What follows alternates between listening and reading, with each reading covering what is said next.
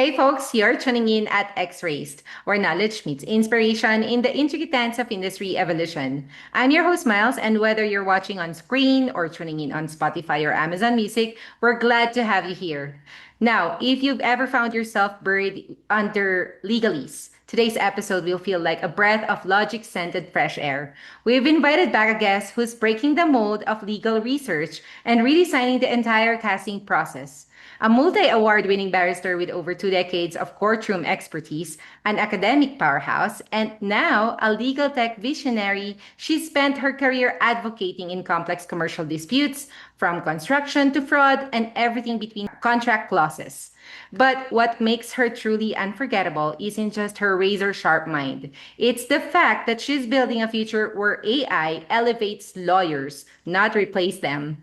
Named most influential CEO 2025 in legal tech Sydney, and now catching the attention of Sydney University and Australia's biggest legal forums, she's not just moving the needle, she's redrafting the whole statute. Here's the brilliant, bold, and audit trailblazing founder of MiAI Law, Laina Chen. Hi, Hi, Laina. Miles. Welcome back. Thank you. I feel smarter already just being in the same Zoom room every time. But kidding aside, today we're diving into something legal credibility in both courtrooms and boardrooms, the audit-ready revolution. You've mentioned this in our previous episode, and we know that My AI Law isn't just helping lawyers research, it's giving them verifiable, defensible, and strategic answers. So let's unpack this shift and see how audit readiness is becoming the new gold standard in legal decision making. You've often described My AI Law as audit first, which sounds like more than just a compliance checkbox. Why is audit readiness a strategic necessity in today's legal and business landscape, Lena? Because the problem with language models is that it's a black box, and Yeah. you don't know exactly how it came to prepare the answer that it's prepared. You don't know where it's gone, and Mm-hmm. you don't know how. And so we knew it was really important if we were going to allay the fears of the courts, for example, that we reveal the reasoning process and we reveal the research process. Yeah. So I have revealed the research process, and I even tell you all the cases that I have retrieved. I don't use all of those cases, but we go through and we tell you, the user, that when Yeah. you ask a question, it'll say step one, it asks itself a particular question and then executes the retrieval. And then it then asks another question, and we reveal what those questions are. And Mm-hmm. then it executes another retrieval. And it goes all the way through until the model believes it's got enough information to answer your question. So then it Mm-hmm. tells you all the cases that we have retrieved. We don't use all of them. Then we identify the subset of cases that we do rely upon to answer your questions. And then all those cases are woven into your research report. And then we have a footnotes next to every proposition that we rely upon when we answer your question. And then that's footnoted and hyperlinked. It's hyperlinked to the underlying reference uh, right at the reference. I call it bullseye. I mean, Bullseye. what we're doing, we're using this thing called BM25, Yeah. which is what helps us get us the pinpoint reference. But I just like to call it bullseye because Okay. And we'll call it bullseye then too. I call it bullseye. Yeah, that's right. Well, it's indeed a black box, Lena, when every recommendation can come under scrutiny, whether in the boardroom or on the bench. Well, it's Having important. a provable chain of reasoning is smart and protective. Well, it's very important actually that yes, we reveal the reasoning process and we reveal the cases that we return so that, if you are doing the job that you should be doing, you should be looking at all the cases that have been returned, and then you should be thinking about whether there are other cases that is relevant Yeah. and should have been returned as well. Mhm. So I know there's a real problem that because AI is doing this work for you, how on earth are you going to train the lawyers of tomorrow to be able to think critically? And I really think that maybe part of the way is to teach law the way you might teach English. You know, you take a passage and you critically analyze it. Mm-hmm. Yeah. Remember at school, we had to do that for English. We Uh-huh. would have to do comprehension and etc., where we would be given an extract from a book or extract, whatever, and we'd sit there and critically analyze it. And I Right. really think that is what in part has to happen now for law. Mm-hmm. Like you So, might answer from AI, mm-hmm. and then the class will have to pull it apart. Yeah. So you're covering your bases. Yes, and then maybe in exams, a question might be, this is the answer that has been generated. Tell us what's wrong with it, what's missing. You know, what analysis is flawed, what cases it hasn't referred to, etc. Mm-hmm. Because that will force the student to think about it and to think about it deeply Mm-hmm. and not allow them to be so lazy. And I know it's very confronting for a lot of lawyers who have spent so much time building up the expertise that they have built up to find that AI can do a lot of can draw out a lot of their knowledge just by using my AI and drawing and preparing the research reports. But you know, that doesn't go all the way.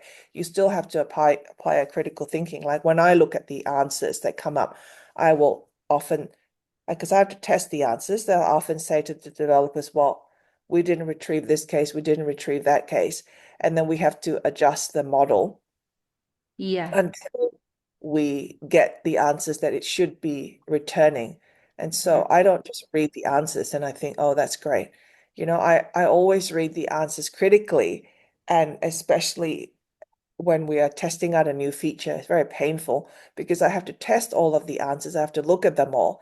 And then I have to look at them against the underlying materials Mm-hmm. and to work out whether it's summarized it properly, whether it hasn't summarized it properly, whether it's missed something.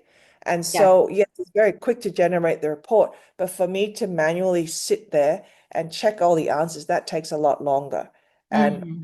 I mean, I'm doing it, so I just don't understand why it would be very dangerous for lawyers or anyone using our product to think I can just rely upon it and Mm-hmm. not to do that deeper analysis.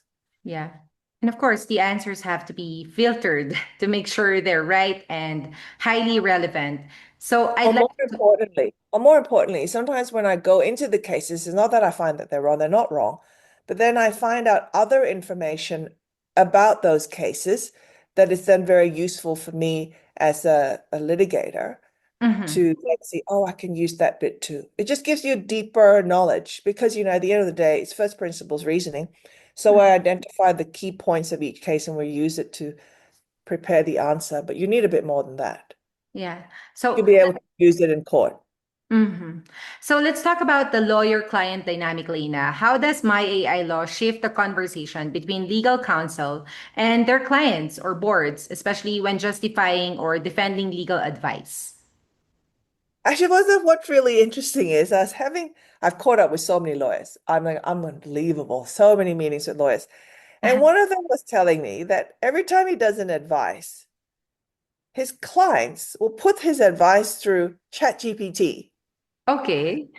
And then ChatGPT will make suggestions and they will send the advice back to him marked up with ChatGPT's suggestions. ChatGPT has no idea what it's doing.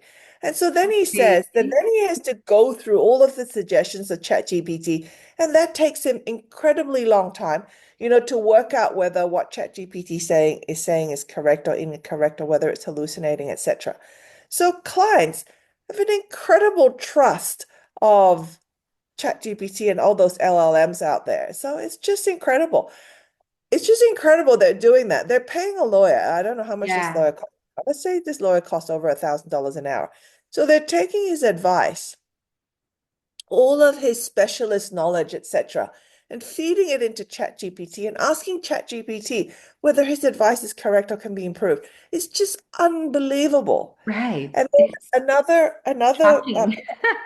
it's shocking. And then another lawyer from a big law firm told me, that his in-house counsel from big firms are telling him, "Oh, have you noticed that there's been less work coming to you for contract reviews, etc., when we are doing our negotiations because we're using AI?"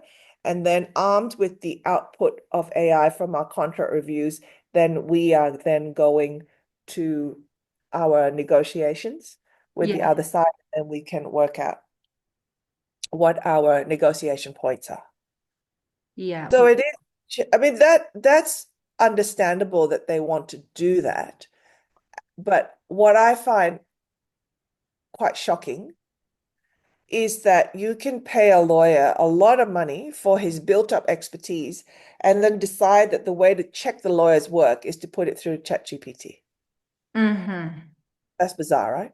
I can't imagine. I mean, I wouldn't go to an AI platform for something as critical as, say, a contract, a legal contract, or maybe a doctor's appointment, even. I mean, it's surprising.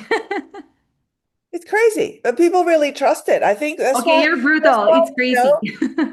crazy. No, but that's why every day we drop a little meme or just a little quip on MiAI Law, the Yeah. LinkedIn thing where we just drop something that says, the AI generates you verify or whatever. Every day there's a little, I think I know what you're pertaining to. and we drop that every day across all of our platforms because we're Yeah. trying to educate people that you are not to just use AI as gospel. The outputs are not gospel. They have to be checked. hmm Again, as you mentioned in our previous episode, AI doesn't have the cognitive abilities and it can't judge. So It's why not just consult? judging. We don't even get to judging. AI doesn't understand. It only mimics. Right.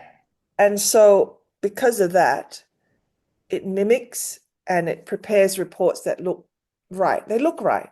It's very seductive because every time it is written well, generally, and it always is hyperlinked to the source material.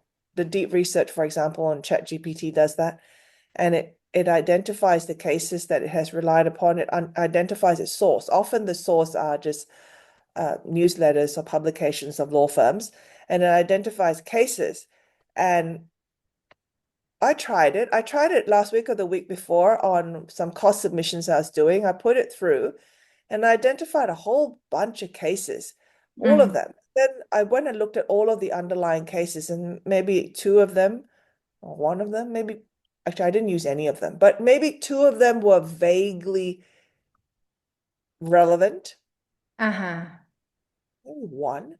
But it did a lot. I mean, it kept Mhm. producing a lot of stuff. And you might think, oh, wow, this is fantastic. This is just fantastic. It's done all my work for me. But then when I went through it, I looked at all of them. Well, Maybe AI only is one was helpful, maybe. But Mhm. then I had to go and look at the underlying cases. I went and looked at all of the underlying cases, and then I found something in the case which was, I don't think, which hadn't been identified by the AI. So I went and I did that. I looked at all of the underlying cases. I found all the underlying cases. I put them through the MiAI Law case summarization.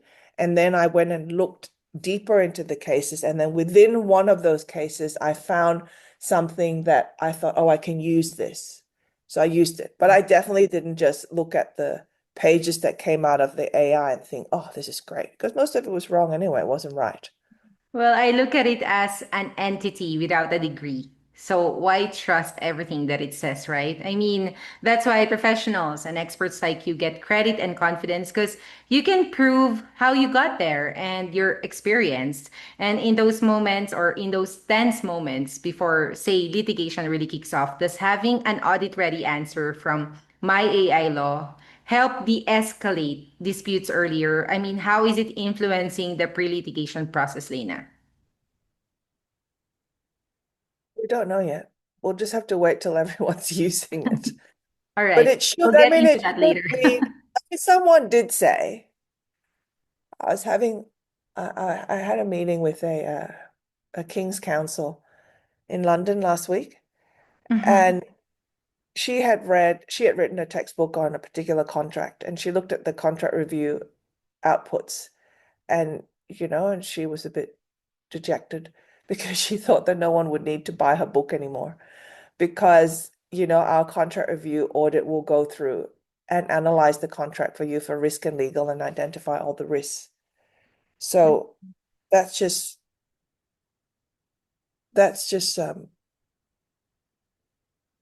I mean, we do. I haven't read her book. I don't know how much. I haven't put the contract that she has analyzed. It took her a year to analyze in through our contract review process. But it'd be very interesting to do that. And Mhm. then to compare it against her book, because I mean we're only doing it against first principles. She might have more insight than the model might have. I don't really know. But I like to undertake that exercise. But it's only a start. It's definitely only a start. And then it just sets you off on the right track. Yeah. Well, I would have to ask that again in the next episode. I know, and I When, mean, other lawyers have said to me, some of them just really resist the fact that we could possibly have automated, I mean, any part of the lawyer's workflow, reasoning workflow. And one person said to me, well, it's okay for you because you've developed this model. So, but then for all of us, where it's taken us obviously a long time to get to where we are, it's very confronting. But really, we're Mhm. only at the level of a researcher, a PhD level researcher who's very accurate and hallucinates less than a human being, who Mhm. makes mistakes less at a lower rate than a human being, but it just prepares the research report for you. But that's not enough. I mean, there's no experience built into that research report. It's just it doesn't tell you which arguments to run, which arguments not to run, Mhm. which points to press, which points not to press. So it's just like having a really, really great researcher who you can trust to uncover various possible legal arguments available to you, but it doesn't tell you which ones to follow through on and which ones to drop. And that's where experience comes in. Yeah. So automating the lawyer's workflow sounds pretty complicated and complex. But maybe you can share a real world example, say a moment when my AI's audit trail directly impacted the outcome or direction as you test it of a case or even an internal decision. I used it for my own cases to check strategy. Okay. And because I have set the strategy before my AI law was even a reality or thought, then I have gone through and I have just researched it and checked it against the model, and the model has confirmed. But then we still need to look at the underlying cases. So, for example, one there was one strategy we were following, and then we